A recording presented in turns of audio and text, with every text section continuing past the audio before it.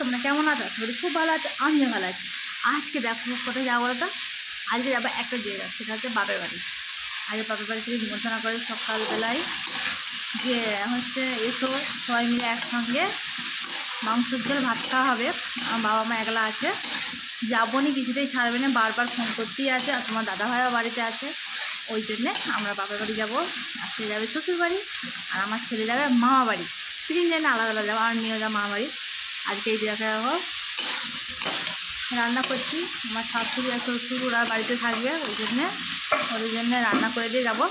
রান্না বলতে সবজিটা করে দিয়ে যাবো, ওরা ভাতটা পরে রান্না করবে, কারণ এত সকাল ভাত রান্না করলে তো থাকবে না, খারাপ হয়ে যাবে যেহেতু গরমকাল। এই যে দেখো যে ঝিঙে আর বরবটিটাকে ভাজা হচ্ছে পেঁয়াজ দিয়ে। আজকে ঝিঙে বরবটি পেঁয়াজ আর মাছ দিয়ে, মৌরলা মাছ দিয়ে হচ্ছে চটচটে করে ঝাল হবে, আর হচ্ছে ভেড়ি আলুই ভাতে। আজকে ওর দুজনে সিম্পল খাবার খাবে দুজনে। এমনিতে ওরা হচ্ছে ঝোল ঝাল অতটা পছন্দ করে না, আমরা খাই, তাই জন্য ওরাও খায়। সব জিনিস তো একই ভালো লাগবে না, ওরা দুজন যেহেতু থাকবে। ওই জন্য সবজিটা আমার শাশুড়ি বললো যে রান্নাটা করে দিয়ে যাও, তুমি ভালো রান্না করতে পারো, আমি অতটা ভালো রান্না করতে পারবো না একটা তরকারি।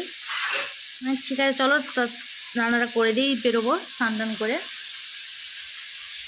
এই এখন লঙ্কা গুঁড়ো দিচ্ছি,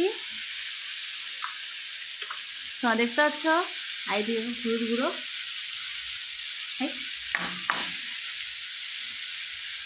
হলুদ গুঁড়ো লঙ্কা গুঁড়ো দেওয়া হয়ে গেছে, ভালো করে কষিয়ে নেবো।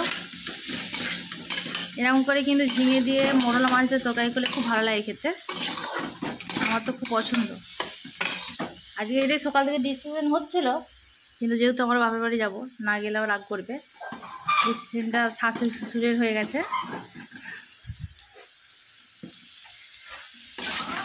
তাহলে চলো ঝটপট করে রান্নাটা করে দিই, আর বাপের বাড়ি যেয়ে তোমাদের সঙ্গে কথা হবে।